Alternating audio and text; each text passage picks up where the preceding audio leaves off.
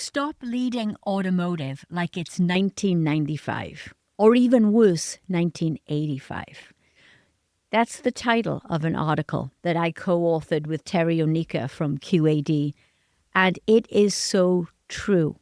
We're always looking at our processes, improving the technology, and improving the product. But we very rarely take a look at our leadership, your leadership. When is the last time that you asked yourself this question? Who are you and how are you as a leader? Let that sink in for a moment. You know that I start every podcast interview with that question because I think that we don't spend enough time looking at who we are as leaders and how we impact the culture of the automotive industry. Because let's face it, if we don't transform the culture of this auto industry right now, then we are not going to make it into the future. You've heard me say many times, you can't run a 4K video on a 95 Windows operating system. Now can you?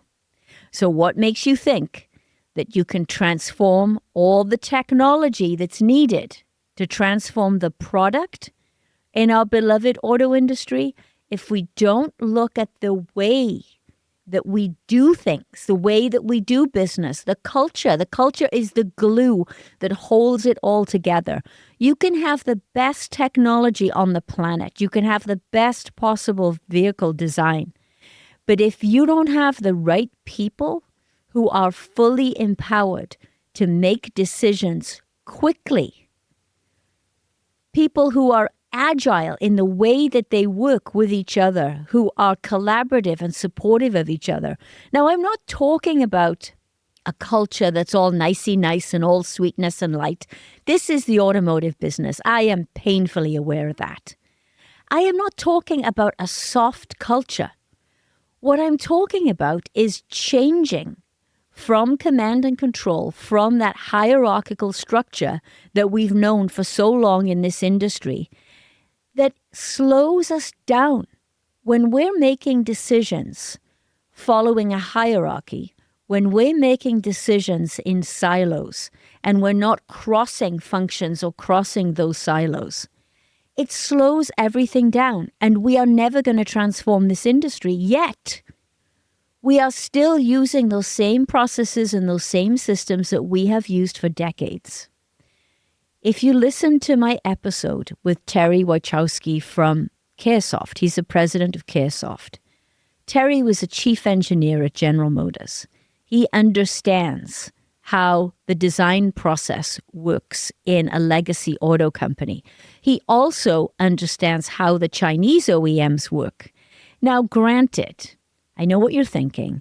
Oh, but they started with a clean sheet of paper. Oh, and they get government funding. Yes, all of these things are true. But they are producing a product that is highly competitive. And wherever you go outside of the US, you will see Chinese OEM product everywhere. So what are we going to do as an automotive industry to challenge our leadership, our culture, and the way that we do business so that we can be competitive? It starts with you. I'm speaking to you, the listener of the Automotive Leaders Podcast. I want you to take some time and answer that question. Who are you and how are you as a leader? And don't come up with some answer that you think that you're supposed to say. Don't say something like, well, you're driven to get results to the bottom line and achieve budget and blah, blah, blah, blah, blah. No. Yes, of course you're there to deliver results. I get that, but how? So it's who are you as a leader and how are you as a leader? Now, if you want a little help, I am going to put a link in the show notes to our 21 traits of authentic leadership. Use that as a guide. Just very quickly skim through it and evaluate who you are as a leader in each one of those categories. Then talk to people on your team. Talk to people who are your peers that work alongside you, people who work for you, and maybe even the person you work for, and ask them the question. Who are you? Who do they think you are as a leader? Is it time for you to change your leadership style? Is it time for you to take a long, hard look at how you're leading, particularly now in this time of uncertainty? Every day you'll see something about, but this period of uncertainty, whether it was COVID, whether it was the chip shortage, whether it's the tariff situation, whatever situation that we're in, we know that it's uncertain. We know that. We know that change is constant now in our industry. It just is. We have to accept that. But the question is, should your leadership style change and adapt to the environment that we're in? And here's something that I think leaders are grappling with. Well, I know. I've talked to some leaders who are grappling with this. When we're in this period of uncertainty, we automatically lean into more of a command and control type of leadership style because it makes us feel safe. When we control something and we tell people what to do, because we were in a tariff situation, we're in a supply chain emergency situation, then we tend to lean into more of a command and control model. So this period of uncertainty tends to want to push us more into command and control. Are you allowing that to happen? Or are you truly empowering your people? Because if you don't empower your people to make decisions with your support, if you don't trust your people, then you will lose them, particularly the younger generation. There's two sides of the spectrum here. There's the people who are close to retirement who are just biting their tongues and saying, okay, I'll just deal with it until I get out of here. There's a lot of people out there right now. And then the younger generation are saying, we cannot believe that this is what the world of automotive is actually like. I am not trusted. I am not empowered to make decisions. I'm going to go somewhere else. This is at the perfect time to take a long, hard look at yourself. And if you want to have a conversation with me about it, please do so. Email me, Jan, Jan, at gravitasdetroit.com. And let's talk about it. Because if we don't change this industry now, I mean right now, you can forget all this technology transformation. The article that I co-authored with Terry Onika from QAD, we talk a lot about technology because obviously QAD is a technology forward company. And we went back into our history and we talked about the times that we've been involved in ERP implementations. Whenever you're bringing in a new technology into a business, you know what happens. Typically, they cut the training module down to a bare minimum because they want to cut cost. So that's a problem. People don't know how to use it. The leaders very rarely have done a good job of explaining the reason for the technology, the reason for the change, what it's going to do, how people are going to use it. They didn't bring people along with the story. They just said, hey, we're moving to XYZ ERP company, and that's the way it's going to be. And then what happens? People say, well, we don't know how to use it. We don't trust the data. And then it fails. And then people blame the technology company and off you go. And then what you see people going off with spreadsheets and side systems, and the whole thing breaks down and you never actually get the full value and the ROI of that project that you were initially expecting. We see that so often. That type of leadership will not cut it. We all need technology, more technology, AI adoption. Don't be afraid of AI. Figure out how to bring it into your organization, into your function. But you've got to bring people along with you. Great leaders for the future have the ability to cast out a vision that's strong, that's meaningful, that people can connect with, a vision that they can get behind. And they keep that in front of people. The leaders of the future keep their gaze up. In my conversation with Stephen Covey, I used the term, they raise their gaze. And leaders today, how often, again, in automotive, how often are we down in the weeds? Because that's a bit of a badge of honor. Why do we feel that to be a successful leader today, we got to be down in the weeds all the time? I've seen that play out multiple times in my career, where people feel that they're tough and they know everything about everything. And when there's a call with 15 people and there's a crisis, some VP will jump on the call. And then what happens? It ends up being two VPs having a conversation or getting into it, and everybody else is on the call just listening along. And what have you done? You just cut the legs off your entire team. So I'm not saying VPs don't need to get involved in crisis situations. Of course they do. But be careful how you get involved. Make sure that your team is empowered to make the decisions and that you're supporting them all the way. That's the kind of leadership that we need for the future.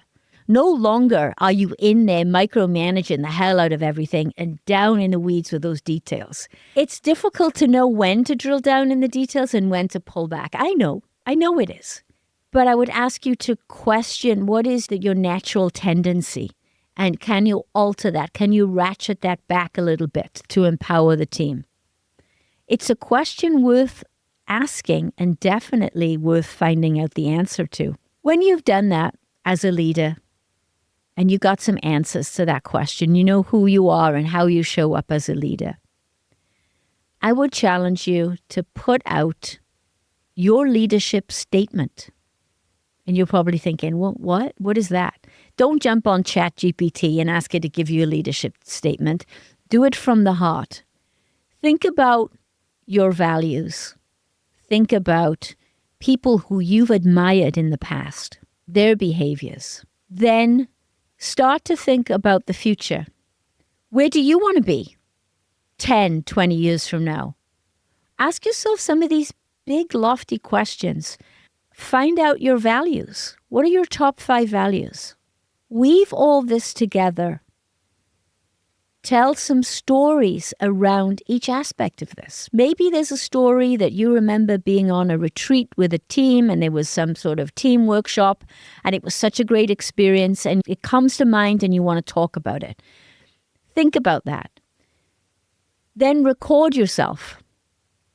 You know, there's so much technology out there. You can even do it on Zoom, whatever technology you want to use. But record it. Just talk through it. You're not going to send that recording anyway. It's just for you. Then look at the transcript and look at how many times certain words show up. I've worked with leaders where we've gone through this in a very, very in-depth process. And I will notice things like maybe the word trust will come up. And they'll say that, well, I really like this leader that I worked for because they trusted me and I felt empowered and I felt like I could do anything and they were there, they had my back. And then you look further down and in the transcript, the word trust just keeps coming up. So that's important to them. It's an important value. It's something that really resonates with them. So look at that transcript and then put it all together and think about what is your commitment to your team as a leader. So often as leaders, we want people to commit to us. We say, well, I'm the leader. I'm the VP in charge of this organization or this function. You need to tell me what you're going to do for me. Nope. Flip the script. What are you going to do for them? What is your commitment to leadership for your team? That's something we don't think about very often. Articulate that. Put that into the recording. Then put it all together and come up with a leadership statement. It's a couple of sentences that describe who you are, what you want from your team, but what you are going to do to commit as a leader to your team. I asked Mark Stewart, the CEO of Goodyear, that very question in our podcast interview. And his answer, it was great. It was simple. And, oh, by the way, don't try to corporate speak your way into this. But his answer was simple. He said, I am in 1,000%. And that's one of the reasons why I have moved into Akron, Ohio. So he physically moved to Ohio because he didn't want to be one of those leaders who was flying in from another state every week. And he wanted to be all in with the community, with the culture, with the people, with the company. And he said, I commit 1,000%. And he meant it. And you can hear it in his voice. You can see it in the video. That's a nice, simple commitment. But I would ask you to think about that. What are you going to commit to your team? Are you going to commit to support them when they fail? Are you going to commit to creating a safe environment to allow them to grow and to thrive? What are you going to do? Are you going to treat them fairly? Are you going to respect them? Are you going to be understanding when they have personal issues in their lives? What are you going to commit to as a leader? Ask yourself that question and answer it. Then put all of this together into a leadership statement. 2, 3, 4 sentences max. Nothing more than that. Don't write it in corporate speak, please. Write it in normal human language. And then look at the words that you've used and the commitments and the statements that you've made and make sure that there's a story behind them. Because the reason they're on there is because they were important to you because of something that happened in your life. Your life story is your leadership story, as Doug Conant would say. And I believe that it's true. Don't think that you've got to shy away from your life story, from your personal life. It's part of who you are. We're not two separate people at work and at home. I used to think that you had to be that way. But you're not. You're one person. You're one human. And the more that you can bring your humanity, your authenticity, who you are to work, the more successful you will be as a leader. Your team will respond to that authenticity. And you will be well on your way to creating a high-performance team. And again, I want to stress, I am not talking about being all sweetness and light. Far from it.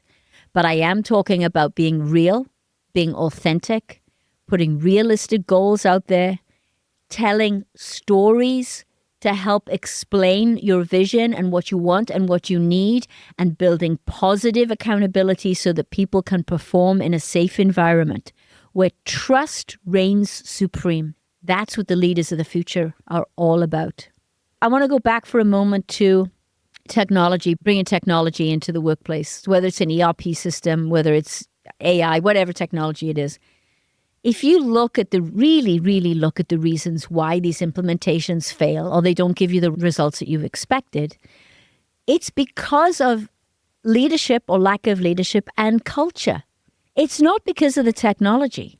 And I interviewed a guy by the name of Jesse Jacoby, and he's a change management guru. And he recited a stat, which I believe is out there, you can research it, that 70% of change initiatives fail. 70%.